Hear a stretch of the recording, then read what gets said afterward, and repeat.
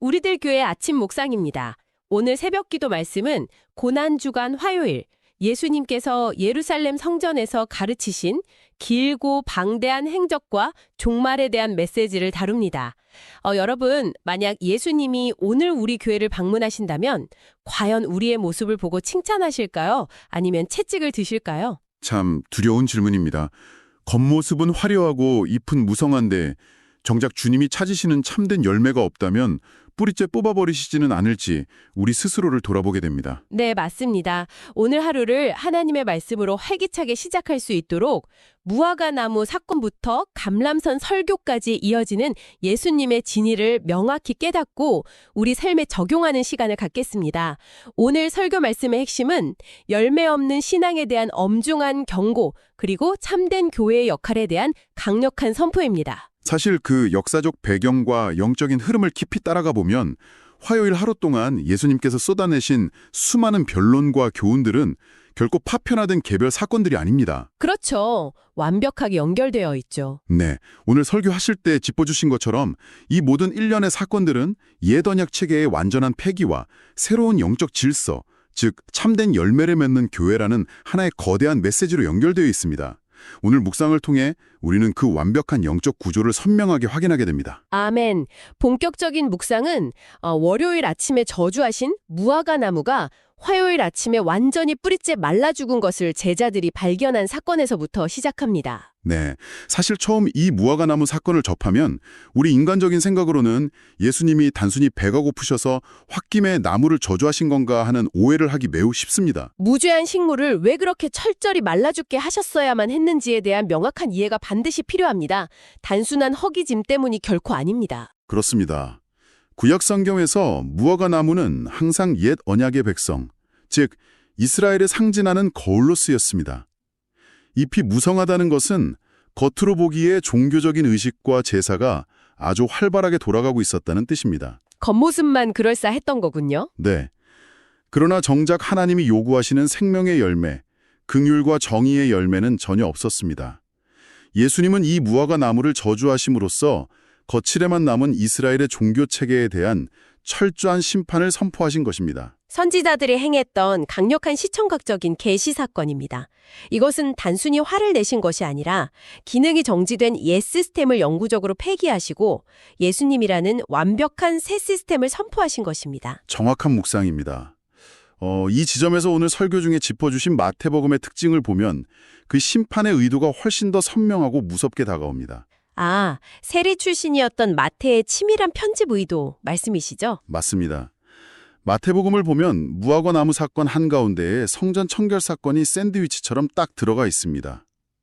열매 없는 무화과 나무가 곧 부패한 성전 체계임을 적나라하게 보여주기 위한 하나님의 의도입니다. 당시 성전의 이방인의 뜰은 제물용 동물을 팔고 돈을 바꾸는 상인들로 가득 차서 완전히 강도의 소굴이 되어 있었습니다. 만민이 기도해야 할 거룩한 공간을 기득권자들의 돈벌이 수단으로 막아버린 것입니다. 게다가 정작 그 성전에서 하나님을 만나야 할 맹인과 전은자들의 출입을 철저히 통제하고 가로막았습니다. 옛 성전은 영혼을 구원하는 집으로서의 생명력을 완전히 상실했습니다. 작동이 정지된 죽은 시스템입니다. 그렇습니다. 이제 성전이라는 화려한 건물은 더 이상 필요 없습니다. 예수 그리스도의 공로를 의지하는 성도들의 믿음의 기도가 하나님을 만나는 참된 성전의 역할을 완전히 대신합니다. 무화과 나무와 성전 사건은 바로 이 위대한 대전환을 선언하신 것입니다. 참으로 웅장한 선포입니다. 이제 옛 성전의 기능이 끝났음을 선포하시자 그 성전을 통해 기득권을 누리던 자들, 즉 대제사장과 장로들이 예수님의 건의에 거칠게 도전하며 충돌합니다. 볼스트 성전의 참 주인을 몰라보고 배척한 완악한 죄인들입니다. 이에 예수님은 두 아들의 비유와 혼인잔치의 비유를 연속해서 던지시며 이스라엘 종교 지도자들의 위선을 매섭게 질타하십니다. 네, 대답만 번지르르하게 하고 순종하지 않은 맏아들, 예복도 입지 않고 뻔뻔하게 잔치에 앉아있는 자들이 바로 당시 그들의 영적 주소였습니다. 주님은 여기서 그치지 않으시고 서기관과 바리새인들을 향해 7가지 화를 선포하십니다. 오늘 말씀에서는 이들이 천국문 앞에서 남도 못 들어가게 꽉 막았다고 하셨죠? 여러분, 우리는 혹시 교회 안에서 먼저 믿었다는 이유로 누군가를 정죄하며 이 맏아들처럼 굴고 있지는 않습니까? 철저히 회개해야 할 대목입니다. 사실 율법은 본래 언약적 축복을 누리게 하기 위해 주신 것입니다. 율법의 참된 목적은 내 안에 처절한 죄를 깨닫고 구세주의 은혜를 찾게 만드는 것입니다. 맞습니다. 십자가로 나아가게 하는 은혜의 통로죠. 네. 그런데 종교 지도자들은 그 율법에 수많은 사람의 유전을 덕지덕지 붙여서 사람의 숨통을 끊는 죽음의 도구로 악용했습니다.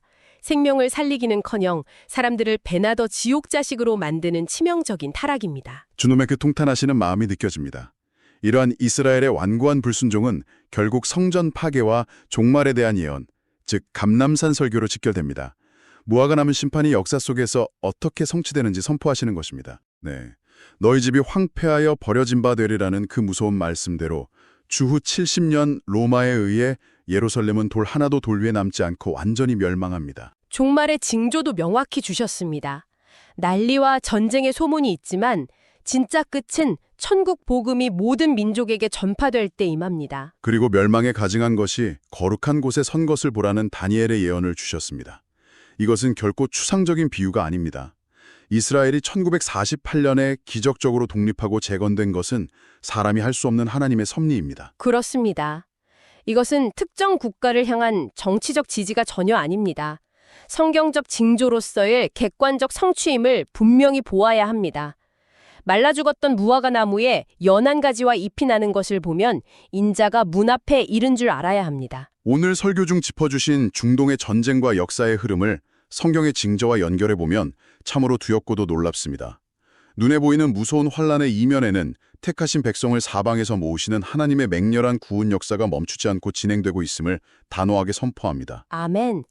여러분, 우리는 전쟁과 재난의 소식을 보며 그저 두려워할 것이 아니라 지금이 하나님의 날력으로 어느 때인지 영적으로 명확히 분별해야 합니다. 그렇다면 종말을 아는 우리는 오늘을 어떻게 살아야 합니까? 산으로 도망가서 흰옷만 입고 기다리는 것이 결코 아닙니다. 종말의 때가 임박했다는 것을 알았다면 오늘 우리의 일상과 교회에서 어떻게 살아야 하는지에 대한 주님의 결론을 굳게 붙들어야 합니다. 네. 깨어있다는 것은 바로 때를 따라 양식을 나누어주는 충성된 종이 되는 것입니다. 마태복음 24장과 25장의 비유들이 그것을 강력하게 증명합니다. 줄일 때, 목마를 때, 나그네 되었을 때 돌아보는 것. 즉, 지극히 작은 자 하나에게 한 것이 곧 예수님께 한 것입니다. 이 지극히 작은 자는 멀리 있는 누군가가 아닙니다. 바로 우리 옆에 있는 믿음의 형제들입니다. 교회가 이 상처받고 가난한 영혼들을 돌볼 때 억지로 율법을 지키지 않아도 가난한 자가 사라지는 희년의 기적이 교회 안에서 저절로 성취됩니다. 율법의 완성이 교회의 섬김을 통해 어떻게 자동적으로 이루어지는지 보여주는 위대한 신비입니다. 무화과 나무의 열매 없음으로 시작된 화요일의 가르침이 성도의 사랑과 돌봄이라는 참된 열매로 결론 맺어지는 완벽한 영적 구조입니다. 아멘. 설교 중에 이렇게 말씀하셨죠. 맹인과 저는 자들을 쫓아내는 가짜 성전이 아니라 영혼을 살리고 구원하는 참된 교회가 되어야 합니다.